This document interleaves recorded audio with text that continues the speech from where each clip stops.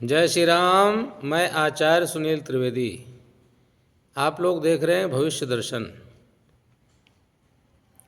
21 जनवरी 2025 को मंगल महाराज बकरी हो रहे हैं और लगभग 24 फरवरी तक ये बकरी रहेंगे और 2 अप्रैल को ये पुनः कर्क राशि में चले जाएंगे।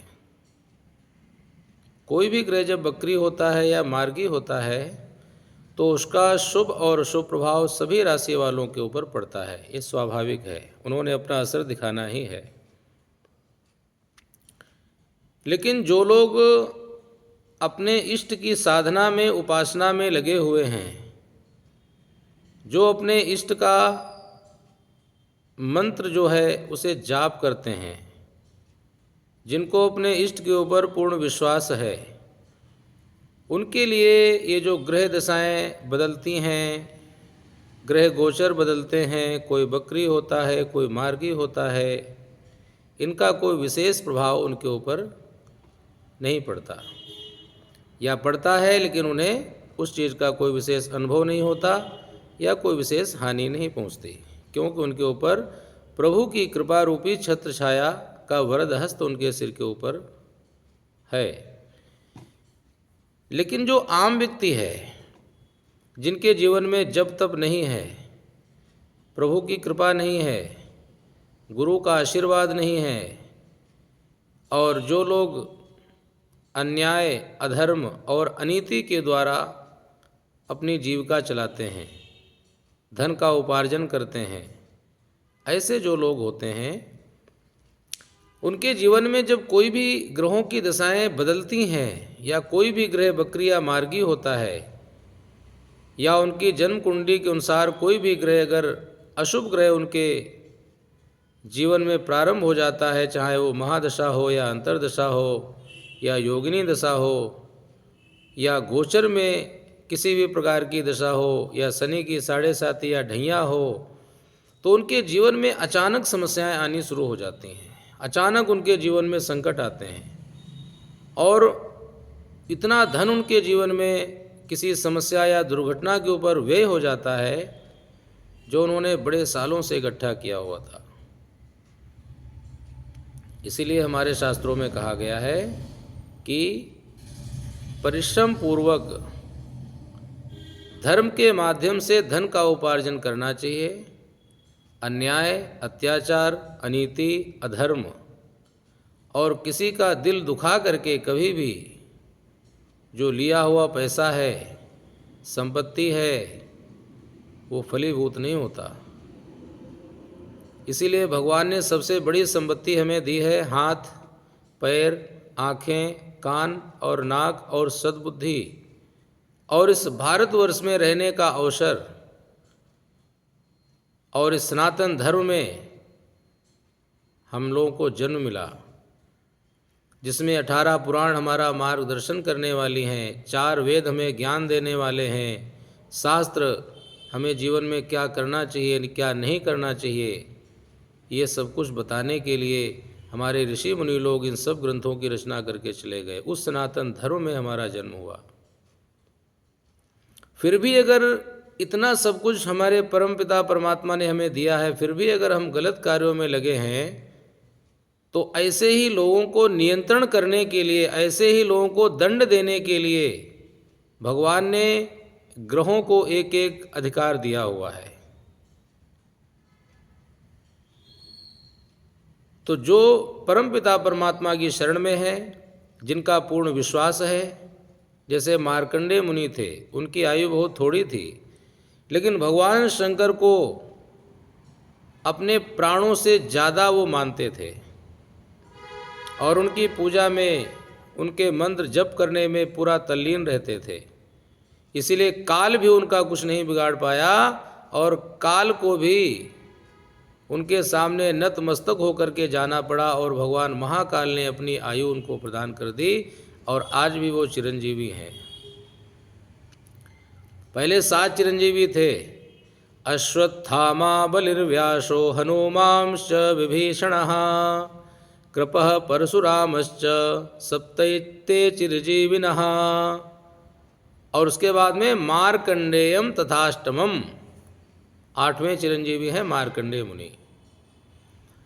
तो कहने का तात्पर्य यह है, ये जो ग्रह दशाएं बदलती हैं वो तो बदलती ही रहती हैं, उनका बुरा प्रभाव उसी व्यक्ति के ऊपर पड़ेगा जो व्यक्ति धर्म से रहित होगा, जिसका अपने धर्म के ऊपर विश्वास नहीं होगा, जो अपने बड़ों का आदर सत्कार नहीं करता होगा, जो भगवान की पूजा उपासना आराधना जब तब नहीं करता होगा, ऐसे लोगों के ऊपर इन ग्रहों का प्रभाव बहुत जल्दी पड़ता है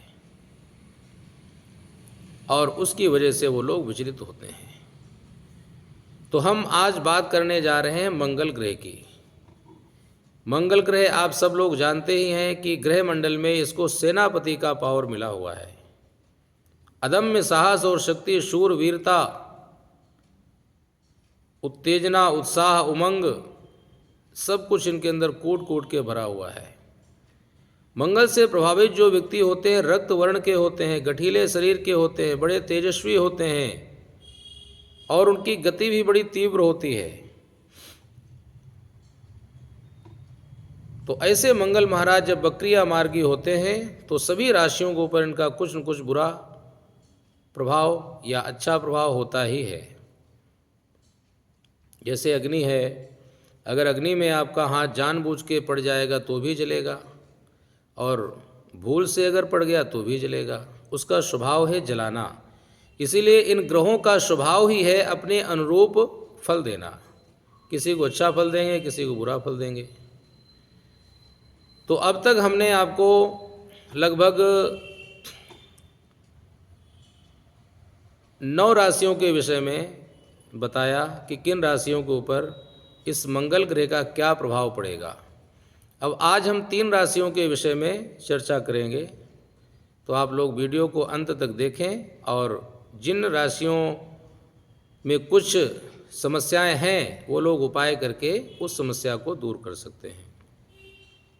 क्योंकि मंत्र महामणि विषय व्याल के मेटत कठिन कुअंक भाल के, मंत्र में वो पावर है, वो शक्ति है, वो प्रभाव है कि बड़ी बड़ी समस्याओं को, यहाँ तक कि विधाता के लिखे हुए लेख को भी मिटाने की क्षमता है।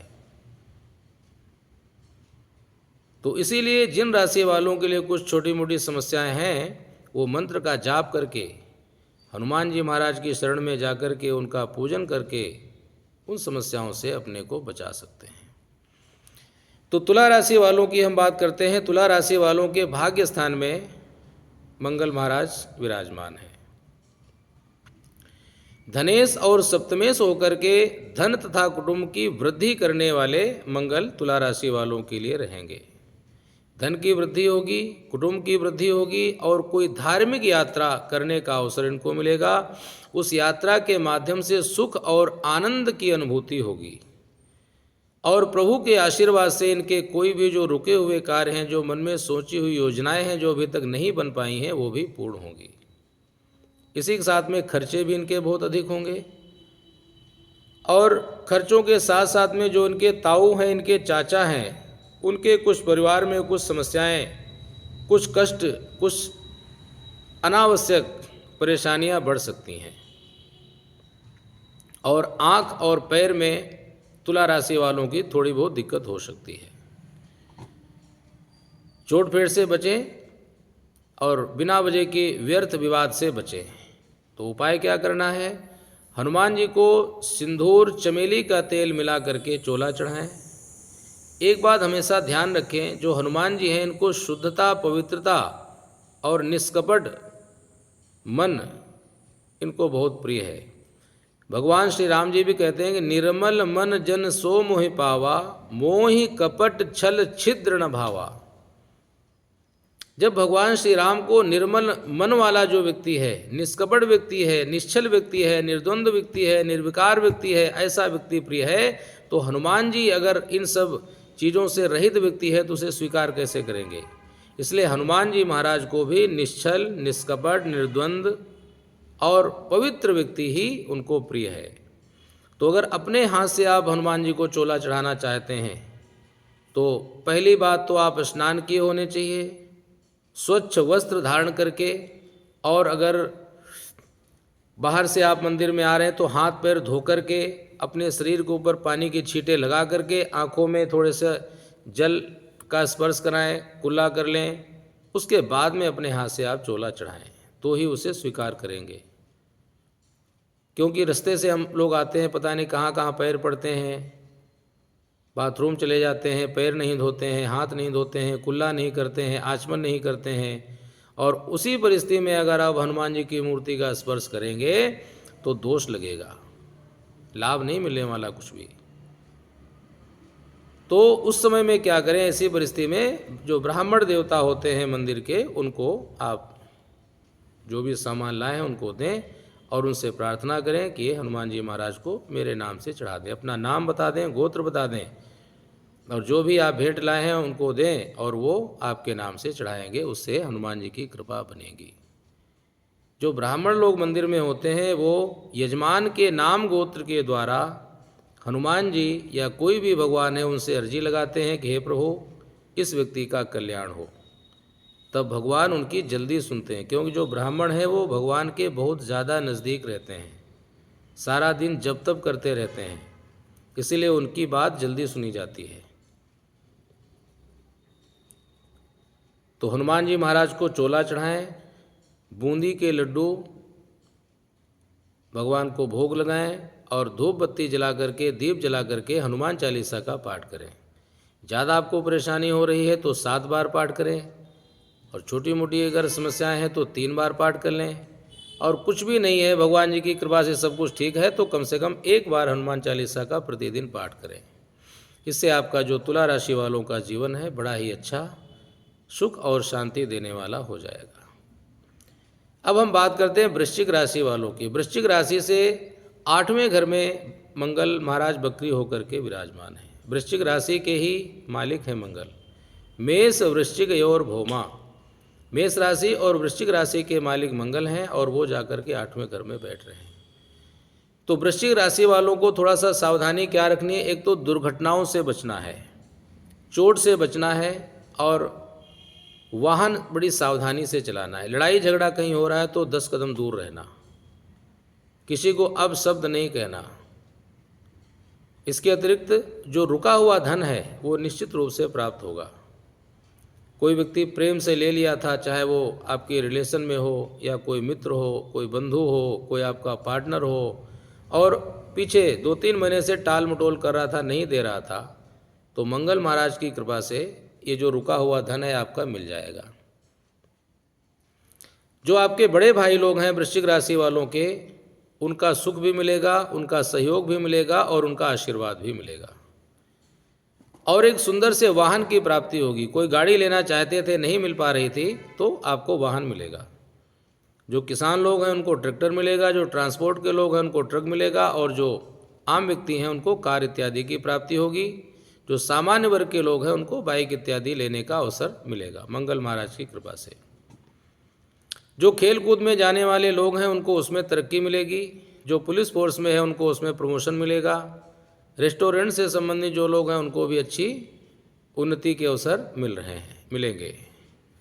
वाणी पर थोड़ा सा कंट्रोल रखना है। वाणी पे अगर कंट्रोल नहीं रखेंगे तो बने बनाए काम बिगड़ेंगे और परिवार में कलह और क्लेश का वातावरण बन सकता है। तो उपाय क्या करना है, चमेली के तेल का दीपक हनुमान जी के आगे जलाना है, धूप दिखा करके हनुमान चालीसा का पाठ करना है, गुड़ और चने का भोग लगा दें या फिर केले का भोग लगा करके लोगों को बांटना है, स्वयं नहीं खाना है। हनुमान चालीसा का पाठ करें तो वृश्चिक राशि वालों का समय बहुत अच्छा निकल जाएगा, हनुमान जी की कृपा बनी रहेगी। अब बात करते हैं मकर राशि वालों के लिए। मकर राशि से 6ठे स्थान में मंगल महाराज चल रहे हैं। 6ठे स्थान में मंगल हों, शनि हों, सूर्य हों, ये शत्रुओं का विनाश करने में सक्षम होते हैं। तो मकर राशि वाले जो भी जातक हैं उनके अगर कोई शत्रु हैं तो वो सब धूल चाटेंगे। कोर्ट कचहरी में कोई केस चल रहा था उसमें विजय इनके पक्ष में होगी और भाग्योन्नति के अवसर प्रारंभ हो जाएंगे 21 जनवरी के बाद। यात्राओं का योग बनेगा और यात्राओं से आपको फायदा भी मिलेगा। क्रोध और उत्तेजना से बचना है, क्योंकि जो मंगल की दृष्टि है 8वीं दृष्टि मकर राशि वालों के सीधे मस्तिष्क के ऊपर पड़ेगी।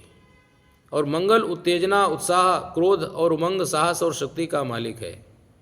तो क्रोध की वजह से कई बार बने बनाए काम बिगड़ सकते हैं। उत्तेजना से भी बचें। बीपी हाई की समस्या हो सकती है। शरीर में थकान और शरीर में दर्द की समस्याएं भी हो सकती हैं। मन कई बार बेचैन और परेशान हो सकता है। जब हम गुस्सा करते हैं तो हमारी शक्ति क्षीण होती है और हमारा शरीर बड़ा थका सा, कमज़ोर महसूस करने लगते हैं हम। और यही मंगल करेगा। जो मकर राशि वाले लोग हैं इनको क्रोध ज़्यादा आएगा, बीपी हाई हो जाएगा, छोटी छोटी बातों पे क्रोधित हो जाएंगे, उससे इनकी शक्ति क्षीण होगी। तो इसलिए इन चीज़ों से आपने बचना है।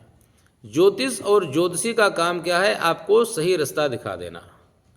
बाकी करने और कराने वाले परमपिता परमात्मा विराजमान हैं। ज्योतिषी जो है वो कोई ब्रह्मा नहीं होता, वो आपको सिर्फ एक रास्ता दिखा सकता है। चलना आपने, अगर आप सही ढंग से चलेंगे तो निश्चित रूप से कृपा की वर्षा होगी आपके ऊपर।